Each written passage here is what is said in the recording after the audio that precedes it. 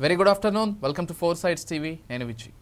స్థానిక సంస్థల్లో ఇద్దరు పిల్లల నిబంధన 1994లో అప్పటి ఉమ్మడి రాష్ట్ర ప్రభుత్వం జనాభా నియంత్రణ కోసం ఈ విధానాన్ని పద్ధతిని తీసుకొచ్చింది. అయితే ఆ తర్వాత అనేక మార్పులు చోటు చేసుకున్నాయి. ఇటు సౌత్లో కొంత జనాభా నియంత్రణ జరిగినటువంటి వాస్తవాలు కూడా మనందరికీ తెలిసిందే. అయితే ప్రస్తుత పరిస్థితులకు అనుగుణంగా ఇటు ఆంధ్రప్రదేశ్లో ఇప్పటికే ఇద్దరు పిల్లల నిబంధనని స్థానిక సంస్థల్లో ఎత్తేశారు. ఇక తెలంగాణలో కూడా ఇదే నిర్ణయాన్ని తీసుకుంటూ ప్రభుత్వం ఒక ఆర్డినెన్స్ని కూడా తీసుకొచ్చే ప్రయత్నం చేస్తోంది. అసలు ఇద్దరు పిల్లల విధానాన్ని ఎందుకు ఎత్తేయాల్సినటువంటి కారణాలు ఏంటి? ఆంధ్రప్రదేశ్ రాష్ట్రాన్ని వీళ్ళు ఫాలో అవుతున్నారా, లేకపోతే ప్రత్యేక కారణాలు ఏమైనా ఉన్నాయా? అసలు దీని సంకేతం ఏంటి? ఇద్దరు పిల్లల నియంత్రణని ఎత్తేయడం ద్వారా జనాభాని ఇష్టారీతిన పెంచుకోవచ్చని హింట్ ఏమైనా ప్రభుత్వం ఇస్తోందా? అసలు ప్రస్తుతం దేశవ్యాప్తంగా ఉన్నటువంటి పిల్లల్ని చదివించుకోవడానికే ఆర్థికంగా కావచ్చు, ఇతర విధాల్లో కావచ్చు, ప్రజలు ఇబ్బంది పడుతున్నటువంటి ఈ పరిస్థితుల్లో ఈ విధంగా ఎంకరేజ్ చేయడం ఎంతవరకు కరెక్ట్? ఇవన్నీ కూడా ప్రశ్నలు లేవనెత్తుతున్నారు.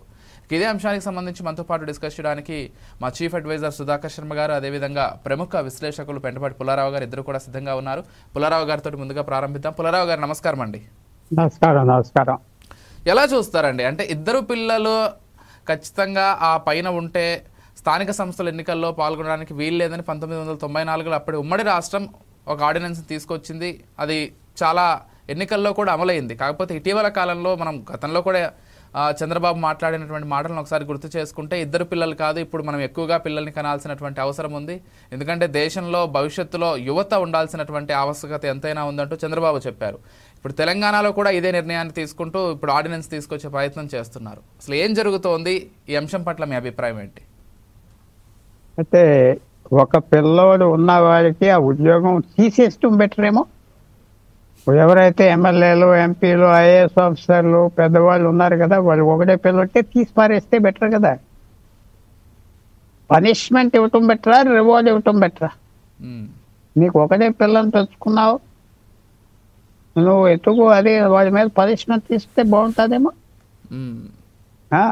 అది ఇవన్నీ ఎలా ఉంటాయంటే, రాజకీయ నాయకులు చాలా తెలివితేటలు ఉన్నవాళ్ళు, వెరీ క్లెవర్, వెరీ స్మార్ట్ కాదమ్మ. కానీ వాళ్ళకి ఇలాంటి విషయాల్లో ఏం తెలుసు? డ్యామ్ కట్టాలంటాడు ఒకడు, నది మీద సముద్రం దగ్గర కడతాం మొదలుపెట్టాడు. పోలవరం డ్యామ్ సముద్రం దగ్గర. ఆ నీరు ఎవరు డ్యామ్ ఎవరైనా కడతారా? డబ్బు ఖర్చు పెట్టారు, లక్షల కోట్లు ఖర్చు పెట్టారు. 2007 నుంచి లక్షల ఎకరం ముంచేశారు. లక్షల ఎకరం లేకుండా వ్యవసాయాన్ని ఇచ్చేసారు. ఆఫ్టర్ ఆల్ పంపింగ్ స్కీమ్ పెడితే వాటర్ అంతా వచ్చాయి. అలాగే ఫస్ట్ అండ్ ఫార్మోస్ట్ మీకు పిల్లలు ఎక్కువ కావాలి, ఏదో ఇలాంటి పిచ్చి పిచ్చి కండిషన్స్ పెడితే పుడతారంటే చాలా తప్పది.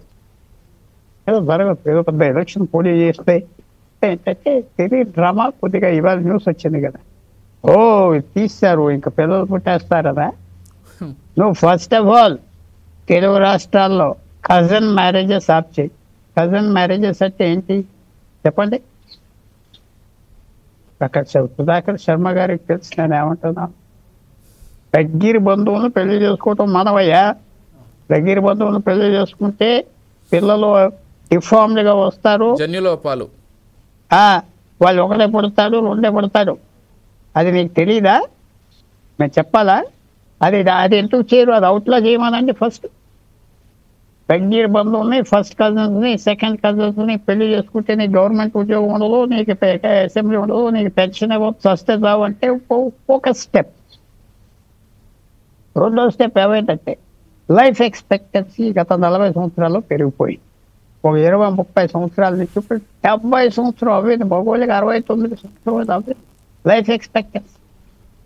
సో న్యాచురల్గా లైఫ్ ఎక్స్పెక్టెన్సీ పెరిగింది. Older people ఎక్కువైపోయారు.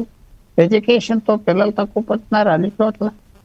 ఇది అందరికీ ప్రపంచంలో హ్యూమన్స్కి జరిగే పని ఇది. దీనికి ఎవరో ఇక్కడ ఆర్డినెన్స్ పెట్టేసామంటే ఎంత డ్రామాటిక్గా డ్రామాగా చేస్తున్నారంటే చాలా సాడ్.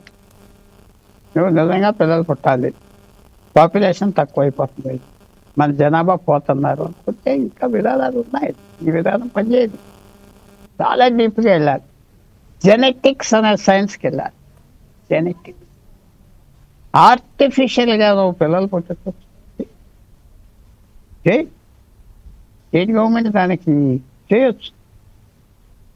పిల్లలు అంతా ఇన్సెమినేషన్ చేస్తాం కదా, ఫర్టిలిటీ క్లినిక్స్ ఉన్నాయి కదా, అది ఎంకరేజ్ చేయి. అది కావున డబ్బు ఇచ్చావా? నువ్వు తినేస్తున్నావు కాబట్టి నువ్వంటే ఎవరో చెప్పట్లేదు. నీకు 100 కార్లు కాన్వాయ్లు ఎందుకు, ఒక్కొక్కటి హెలికాప్టర్లు ఎందుకు? నీ తండ్రి ఎడ్ల బండి మీద తిరిగాడా? ఆ ఫర్టిలిటీ క్లినిక్స్కి ఒక్కో ఎంత ఛార్జ్ చేస్తున్నారో మీకు తెలుసు కదా. ఫర్టిలిటీ క్లినిక్స్కి తెలీదా? చెప్పమంటారా? మీకు తెలియదేమో. తెలిసిందే లేదు, లక్షల అసలు ఫర్టిలిటీ క్లినిక్ అంటే కూడా మీకు తెలియదేమో. ఇందాక ఒక షోలో బీహార్లో రికార్డ్ డాన్సర్స్కి సీట్లు ఇస్తున్నారు అన్ని పార్టీలు. అంటే రికార్డ్ డాన్స్ ఏంటో తెలియనట్టుగా ఎక్కడ అడిగితే తెలుసు. పర్హాప్స్. సో ఫర్టిలిటీ క్లినిక్స్కి ఏమైనా చేస్తున్నారా? చేయమనండి. అక్కడ ఎంకరేజ్ చేయమనండి. లాస్ మోడల్ చేయమనండి. 10 మందిలో 2-3 పిల్లలు లేరు, వాళ్ళకి ఫర్టిలిటీ క్లినిక్స్ ఒక పాపులేషన్ పెంచాలనుకుంటున్నాం కాబట్టి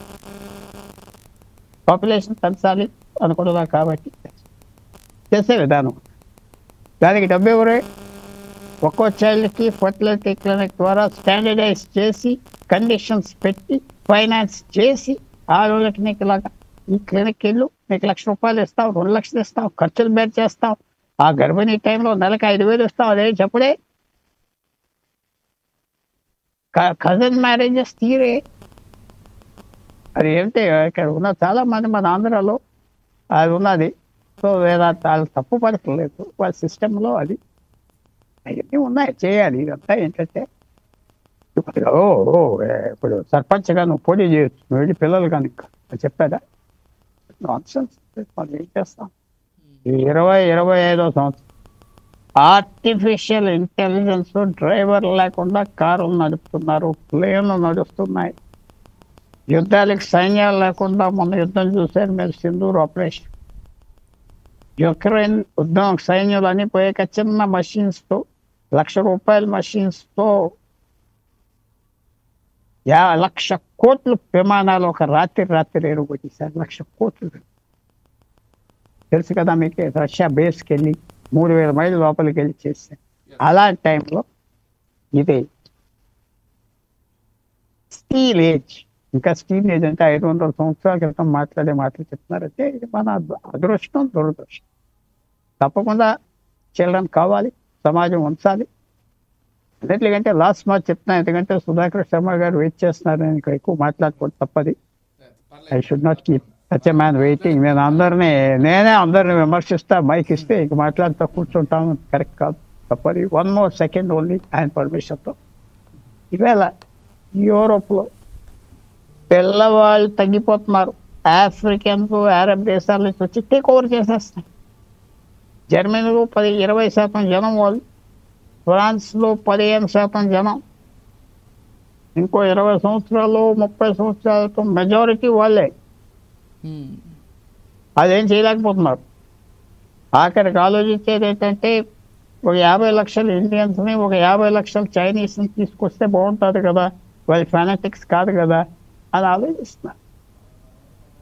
ఇవన్నీ ఉన్నాయి ప్రాబ్లం. ఇవి సొల్యూషన్ కాదు, సొల్యూషన్లు ఉన్నాయి.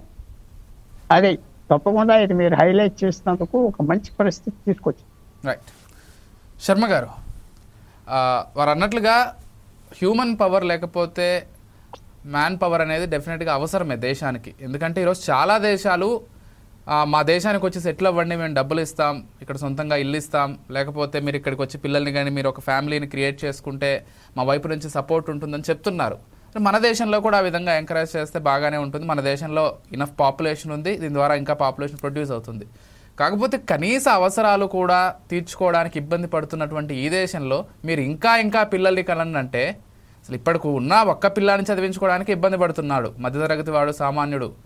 సరే, పెద్దలకు ఒక పిల్లలే ఉన్నారు. ఇందాక పుల్లారావు గారు అన్నట్లు ఐపీఎస్లు, ఐఏఎస్లు, రాజకీయ నాయకులు అందరికీ ఒక పిల్లాడే ఉంటారు. వాళ్ళు చెప్పేవాళ్ళవన్నీ కూడా మీరేమో ఎంతమందినైనా కనండి అంటారు, వాళ్ళు మాత్రం ఒక్కరినే కంటారు. ఆ ఎగ్జాంపుల్స్ చాలా ఉన్నాయి ఈరోజు చెప్పాలంటే. ఈరోజు టాప్ పొలిటీషియన్స్ అందరికీ కూడా ఒక పిల్లాడు ఉన్నటువంటి పరిస్థితే ఉంది.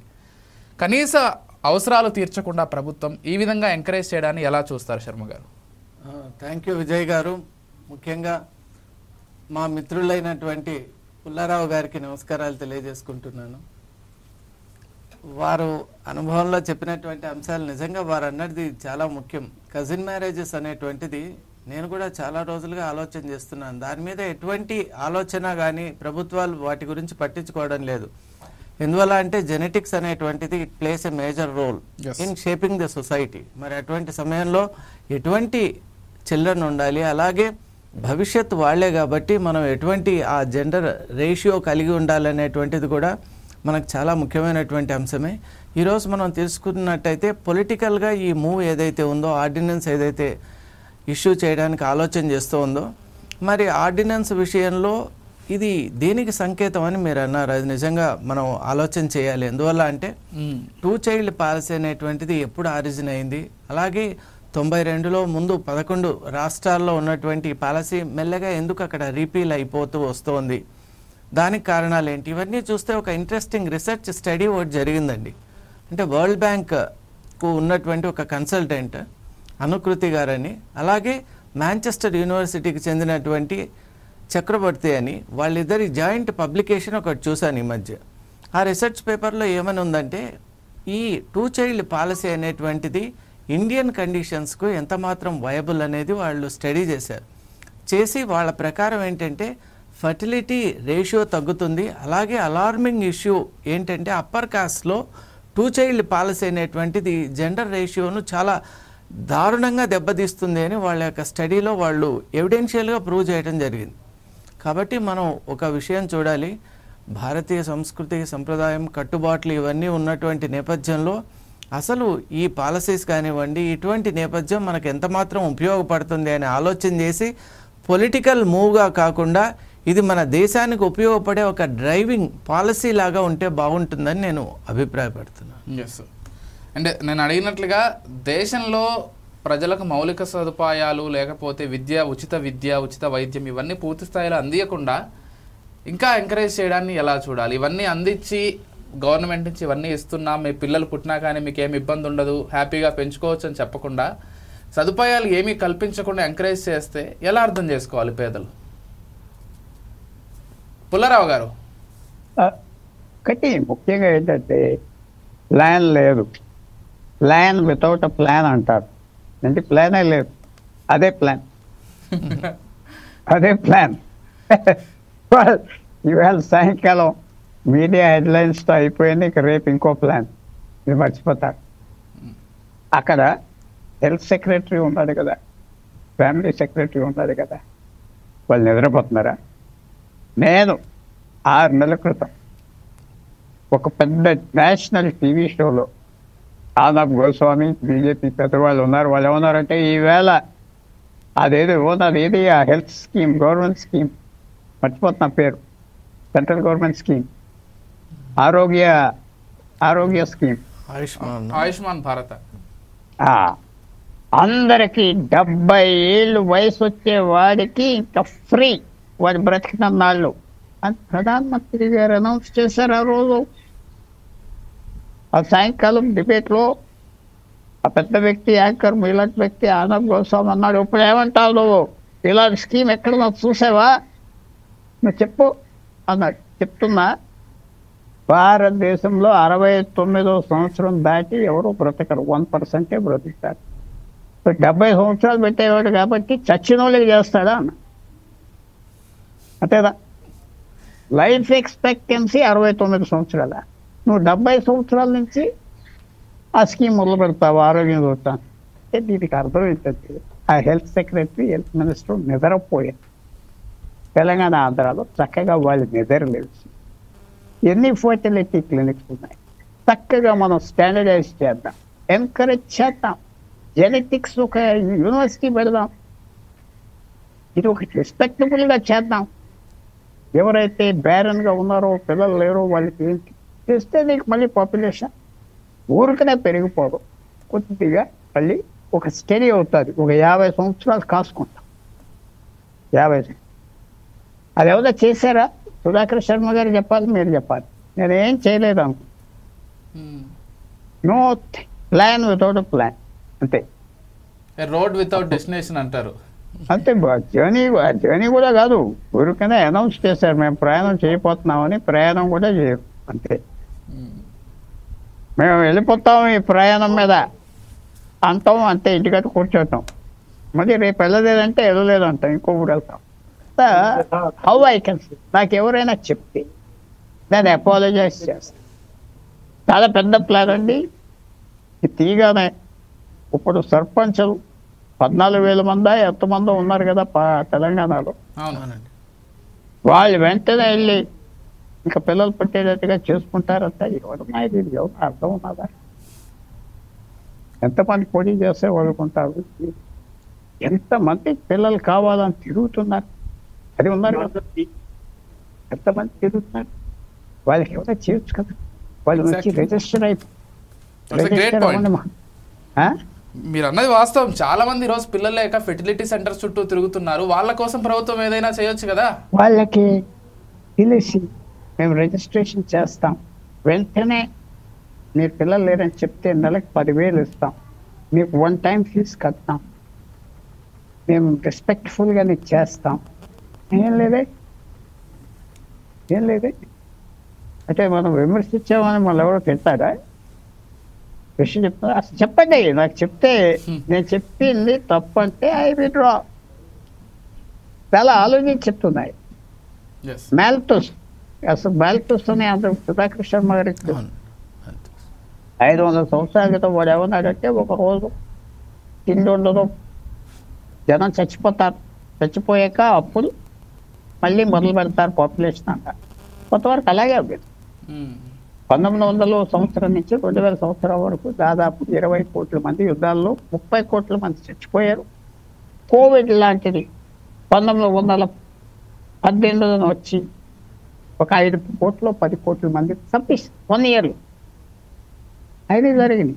ఇప్పుడు ఇంకా కొంచెం హెల్త్ ఇంప్రూవ్ అవుతుంది, జనం చచ్చిపోవట్లేదు, పిల్లలు తక్కువ ఉన్నాయి. ఇది ఆలోచించి కూర్చుని ఒక మంచి సజెషన్ ఈవేళ ఏ ముఖ్యమంత్రి అయినా, మీకు ఫర్టిలిటీ క్లినిక్స్ క్యాండిడేట్స్ చేస్తున్నాం, 1 నెలలో రిజిస్టర్ అవ్వండి.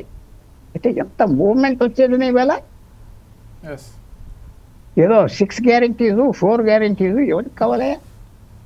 నీకు బస్సు ఫ్రీ కావాలా, నీకు బిడ్డ కావాలా? ఉచితాలు, అనవసర ఉచితాలు. అది మనం ఏం చెప్తాం? అది ఈవేళ it's a plan without a plan. అంతే. శర్మ గారు ఏం చెప్తారు చూద్దాం. మరి శర్మ గారు, అంటే డెఫినెట్గా జనాభాను పెంచుకోవాల్సినటువంటి అవసరం దేశానికి ఉందా అంటే భవిష్యత్తు దృష్ట్యా ఖచ్చితంగా అవసరం, యువత ఉండాల్సినటువంటి అవసరం ఉంది. ఎందుకంటే ఈరోజు చాలా దేశాల్లో యువత లేక ఇబ్బంది పడుతున్నటువంటి పరిస్థితులు ఉన్నాయి. భారతదేశానికి ఆ అవసరం లేకుండా వేరే బయట దేశం నుంచి రప్పించుకోకుండా మనమే ఇక్కడ జనాభాను పెంచుకునేటువంటి అవకాశం ఉంది. కానీ ప్రభుత్వాలు ఎటువంటి రిఫార్మ్స్ తీసుకురావాలనేది ఇక్కడ ప్రశ్న. పంచాయతీ ఎన్నికల్లో 2 పిల్లల నిబంధన ఎత్తేసామనగానే జనాభా పెరిగిపోరు కదా పుల్లారావు గారు అన్నట్లు. That's not that easy. ఎటువంటి రిఫార్మ్స్ తీసుకురావాలి అండ్ పిల్లల్ని కన్నప్పుడు వాళ్ళకి ఎలాంటి భరోసాని ఇస్తున్నాం అనేది కూడా ఒక పెద్ద ప్రశ్న ఈరోజు గవర్నమెంట్ తరపు నుంచి. ఏం చెప్తారు? థ్యాంక్ యూ విజయ్ గారు. ఈ సందర్భంగా మా మిత్రులు పుల్లారావు గారు మాల్థూస్ థియరీని మళ్ళీ గుర్తు చేసినందుకు వారికి ధన్యవాదాలు. ఎందువల్ల అంటే నిజంగా చాలామంది విన్నారో లేదో కానీ ఆ థియరీ ఒక రకంగా దాని అప్లికబిలిటీని కూడా ఇప్పుడు చూస్తూ ఉన్నాం. మరి ఈ నేపథ్యంలో అసలు ప్రపంచం ఎటు వెళ్తోంది, గ్లోబల్ సినేరియో ఏంటి, దాంట్లో భారత్ యొక్క పాత్ర ఏంటి, మనం ఎటువంటి పాపులేషన్ను మనం కలిగి ఉండాలి అంటే more than the quantity, quality of the population is very important. ఎందుకంటే ఛాలెంజెస్ ఆర్ ఎవ్రీవేర్. మనం we're stepping into AI age. కాబట్టి ఏఐ ఏజ్లో మనకు ఎటువంటి పాపులేషన్ ఉండాలి, ఆ ఛాలెంజెస్ని ఎదుర్కొనేటువంటి ఇంటెలెక్చువల్ కెపాసిటీస్ ఎలా ఉండాలి, దట్స్ ఇంపార్టెంట్. ఇప్పుడు ఐక్యూ లెవెల్స్ ఏ స్థాయిలో కనుక ఉంటే ప్రపంచాన్నే మనం శాసించగలిగినటువంటి ఒక పరిస్థితిలోకి వెళ్తాం. ఇప్పటి వరకు మనం చూసాం ఫిజికల్గా వార్ఫేర్స్, అలాగే డిఫరెంట్ డిగ్రీస్ ఆఫ్ వార్ఫేర్ మనం చూసాం. కానీ ఇక రాబోయే రోజుల్లో అదంతా కూడా ఏఐ బేస్డ్గా ఉండబోతున్నటువంటి నేపథ్యంలో ఎవరైతే సైబర్ ఛాలెంజెస్ని ఎదుర్కోగలరో అటువంటి పాపులేషనే నిజంగా ప్రపంచాన్ని ఖచ్చితంగా శాసించేటువంటి, ప్రపంచాన్నే రూల్ చేయగలిగినటువంటి ఒక స్థాయిని అందుకుంటుంది అని భావించేటువంటి నేపథ్యంలో ఖచ్చితంగా పాపులేషన్పై దృష్టి పెట్టాలి. ముఖ్యంగా మనం జెనెటిక్స్ అనేటువంటి విషయంలో చాలా మనం వెనకబడి ఉన్నాం. ఎందువల్ల అంటే భారత ప్రభుత్వం ఎప్పుడు కూడా మనం ఇంకా ట్రెడిషనల్ ఒక క్లౌడ్ అనేది ఏదైతే మన మీద ఉందో దాని నుంచి బయటికి రాలేకపోతున్నాం. అసలు జెనెటిక్స్ను ఇంకా విస్తృతమైనటువంటి దిశలో మనం తీసుకొని వెళ్ళి మనకు కావాల్సినటువంటి not only human beings, even plant and అంటే ఫ్లోరా అండ్ ఫానా అని మనం అంటాం కదా బయలాజికల్గా, ఫ్లోరా అండ్ ఫానా డిజైన్ కూడా చేసుకోగలిగితే పాపులేషన్ కావాల్సినటువంటి నీడ్స్ని అందించేటువంటి ఒక సొసైటీని కూడా మనం క్రియేట్ చేసుకున్నట్లు అవుతాం. అప్పుడు we will have the entire scenario with us. Then I think we will be in a position to look to the world with confidence అని నేను అనుకుంటాను. ఓకే, పుల్లారావు గారు, అంటే దీనివల్ల అయితే ఖచ్చితంగా జనాభా పెరగదని చెప్తున్నారు, అది కరెక్టే. అంటే ఇప్పుడు తీసుకున్నటువంటి 2 పిల్లల నిబంధన ఎత్తేసి స్థానిక సంస్థల్లో మేము ముందుకెళ్తామంటే ఇదొక్కటైతే మార్గం కాదు. గవర్నమెంట్ నుంచి ఎటువంటి మార్పులు తీసుకురావాల్సి ఉంటుంది, ఇంకా ఏం చేస్తే బెటర్ అనుకుంటున్నారు? ఫైనాన్షియల్ ఇన్సెంటివ్ ఇవ్వచ్చు కదా, ట్యాక్స్ పేయర్స్కి ఇవ్వచ్చు కదా. వాళ్ళు ఇందాక నేను చెప్పిన దాంట్లో రూట్ ఉన్నది. ఫర్టిలిటీ క్లినిక్స్ అన్నారు, అసలు ఎవడో మాట ఎత్తట్లేదు. అది ఎత్తట్లేదు, నాకు ఆశ్చర్యంగా ఉన్నది.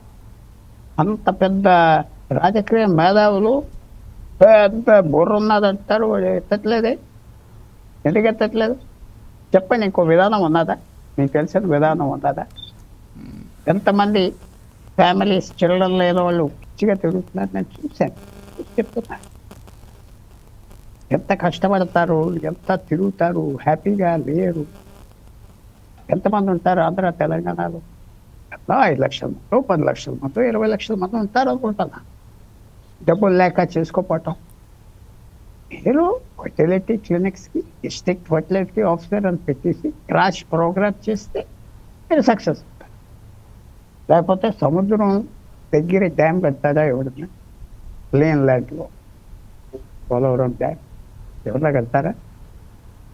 ఇంకా అడగవలసిందంటే హైదరాబాద్ కింద డ్యామ్ కడితే పైకి నీరు తీసుకొస్తారా? ఎలా అంటే మనకు చెప్పాలి. పాలిటిషియన్స్ స్టేట్లో వాళ్ళు పదవి రాగానే మా ఇష్టారాజ్యం, మా ఇష్టం. ఎందుకంటే పనిష్మెంట్ లేదు. సో అందువల్ల ఇది ప్లాన్ వితౌట్ ప్లాన్ ముందరికి వెళ్ళదు. ముందరికి వెళ్ళాలి. దీనికి రాస్తాలు ఉన్నాయి, రూట్స్ ఉన్నాయి. ఒక కాన్ఫరెన్స్ పెట్టేసి వెంటనే టాస్క్ ఫోర్స్ పెట్టి ఎంత కావాలి డబ్బు? 10% ఖర్చు పెట్టేది ఆర్టీసీలో ఖర్చు పెట్టేది నెలకి చాలు. You can start. రెస్పెక్టబిలిటీ ఇచ్చి, ఆ క్లినిక్స్కి రెస్పెక్టబిలిటీ ఇచ్చి, సబ్సిడీ ఇచ్చి బాగా అప్గ్రేడ్ చేసేయండి. మీరు ఒక్కళ్ళు ఇమీడియట్గా చేసేయండి. మాకు లిస్ట్ ఇవ్వండి. అయిపోయింది, 1 టైం క్యాష్ ఇచ్చేస్తున్నాం ఒక్కళ్ళకి. ఎవరై ఏమి లేదు. సో మీ ఛానల్ ద్వారా దీనికి ఆన్సరు ఫర్టిలిటీ క్లినిక్స్. మీ ఛానల్ ద్వారా కజిన్స్ మ్యారేజెస్ ఆప్ చేయండి. ఒక ఫస్ట్ 1000 మైళ్ళు ప్రయాణం కూడా చైనీస్ సైన్స్ ఒక్క అడుగుతో స్టార్ట్ అవుతుంది. ఆ అడుగు అయిపోతే అది స్టార్ట్ అవుతుంది. So start. So I thank both of you for this opportunity for me to talk. Right, thank you Pullarao గారు. ఎస్ శర్మ గారు, ఫైనల్గా ఒక అంశం అయితే ఖచ్చితంగా ప్రస్తావించాల్సి ఉంటుంది. ఏది జరిగినా కేంద్ర ప్రభుత్వం వైపు నుంచి జరిగితే చక్కగా ఉంటుందనేది నా అభిప్రాయం. ఎందుకంటే ఒక్కో రాష్ట్రంలో ఒక్కో విధానం ఉండడం వల్ల అల్టిమేట్గా కొన్ని రాష్ట్రాలు నష్టపోతున్నాయి. మనం జనాభా నియంత్రణ చూసుకున్నా కానీ ఉత్తరాదిలో ఏమాత్రం ఫాలో అవ్వలేదు, దక్షిణాదిలో మాత్రమే ఫాలో అయ్యారు. ఈరోజు జనాభా ప్రాతిపదికన లోక్సభ నియోజకవర్గాలను విడదీస్తామన్నప్పుడు అక్కడ బెనిఫిషియరీ పొందుతున్నారు వాళ్ళు, సౌత్ ఇండియన్స్ నష్టపోతున్నారు. సో జనాభా విషయంలో దేశవ్యాప్తంగా ఒకే చట్టం రావాలి, ఒకే ఆర్డినెన్స్ రావాలనే దానికి సంబంధించి మీ అభిప్రాయం ఏంటి? అది ఎందుకంటే భారతదేశం యొక్క పరిస్థితులు చాలా భిన్నంగా ఉంటాయండి. ఒక రకంగా చెప్పాలంటే మనల్ని సబ్ కాంటినెంట్ అని కూడా పిలిచేటువంటి ఇది ఉంది. కాబట్టి ఇండియాలో ఉన్నటువంటి భిన్నమైనటువంటి ప్రకృతి కలిగిన వ్యక్తులు, అలాగే వ్యక్తిత్వాలు, అలాగే ప్రాంతాలు, అలాగే మనం కనుక చూసుకుంటే అలవాట్లు, వాళ్ళ యొక్క ఆచార వ్యవహారాలు, ఇవన్నీ మనం చూసినట్టయితే ఆ భిన్నత్వం చాలా మనకు వైవిధ్యభరితంగా కనిపిస్తుంది. ముఖ్యంగా మనం నార్త్ ఈస్టర్న్ స్టేట్స్ కనుక వెళ్ళినట్టయితే అక్కడ ఉన్నటువంటి కల్చర్ మన ఎక్స్ట్రీమ్ సౌత్లో ఉన్నటువంటి వాళ్ళను నేను చూశాను. అరుణాచల్ ప్రదేశ్లో ఉన్నప్పుడు అరుణాచల్ ప్రదేశ్కు ఇక్కడ డీప్ కేరళలో కానివ్వండి, డీప్ సౌత్లో ఉన్నటువంటి తమిళనాడులో ఉన్నటువంటి కల్చర్ను కంపేర్ అండ్ కాంట్రాస్ట్ చేసి చూసేటువంటి ఒక ప్రయత్నం చేసినప్పుడు ఆశ్చర్యం కలిగించింది. అసలు హ్యూమన్ మైండ్ సెట్ ఎంత డిఫరెంట్గా ఉండగలదా?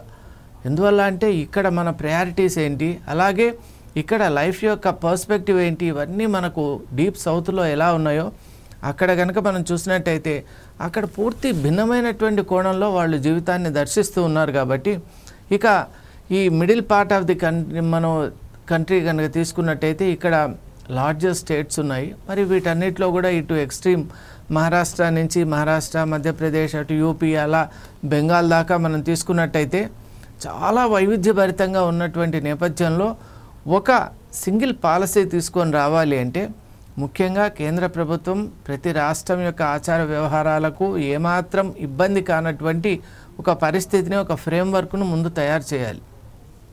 Of course we are all Indian కాబట్టి the spirit of Indianness is common to everyone. కానీ ఎక్స్ప్రెస్ చేసే విధానంలో ఉన్నటువంటి ఆ తేడాలని కూడా గౌరవిస్తూ అందరికీ సమానమైనటువంటి ఒక ఫ్రేమ్వర్క్ తీసుకొని వచ్చినప్పుడు అప్పుడు ఆ ప్రాతిపదికలో మనం ఇటువంటి ఏదైనా ఒక యూనిఫైడ్ పాలసీ చేసేటువంటి అవకాశం ఉందని నేను భావిస్తున్నాను. Okay, thank you so much Sharma గారు. అదేవిధంగా పుల్లారావు గారికి కూడా థ్యాంక్ యూ సో మచ్ అండి. డిస్కషన్లో పార్టిసిపేట్ చేసి చాలా చక్కటి సలహాలు ప్రభుత్వానికి మన ఛానల్ ద్వారా అందించినందుకు శర్మ గారికి కూడా thank you so much. It's డెఫినెట్గా ప్రభుత్వం ఏదైతే జనాభా పెంచాలనేటువంటి ఒక ప్రయత్నంలో భాగంగా ఉందో దానికి అనుగుణంగా అనేక మార్పులు తీసుకురావాల్సినటువంటి అవసరం ఖచ్చితంగా ఉంది. కేవలం స్థానిక సంస్థల్లో 2 పిల్లల పాలసీని ఎత్తేసినంత మాత్రాన అది అమల్లోకి రాదు అనేటువంటి అంశాన్ని గుర్తుపెట్టుకోవాలి. మరోవర్ దీనివల్ల కేవలం కొంత వర్గాన్ని లేకపోతే కొంత భాగాన్ని మాత్రమే అప్రిషియేట్ చేయడానికి, లేకపోతే వాళ్ళని ఎంకరేజ్ చేయడానికి, వాళ్ళ మెప్పు పొందడానికి ప్రభుత్వం ప్రయత్నిస్తోంది అనేటువంటి ఒక విమర్శ కూడా వినిపిస్తోంది. మైనార్టీలకు సంబంధించో లేకపోతే మరికొన్ని వర్గాలకు సంబంధించో వాళ్ళ వైపు నుంచి ప్రభుత్వానికి మరింత సపోర్ట్ రావడానికి ఇటువంటి నిర్ణయాలు తీసుకుంటోంది తప్పించి అల్టిమేట్గా అసలు అనుకున్న గోల్ దిశగా ప్రభుత్వం వెళ్ళట్లేదు. ఇటువంటివన్నీ కూడా తూతూ మంత్రంగానే జరుగుతాయి తప్పించి అనుకున్న గోల్ వైపు ఖచ్చితంగా ప్రభుత్వం వెళ్ళట్లేదు అనేటువంటి మాట పుల్లారావు గారు కూడా చెప్తున్నారు.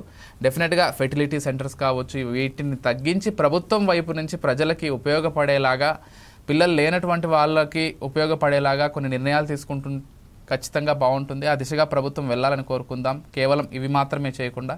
ఇది వాళ్ళ special discussion. Keep watching 4 Sides TV.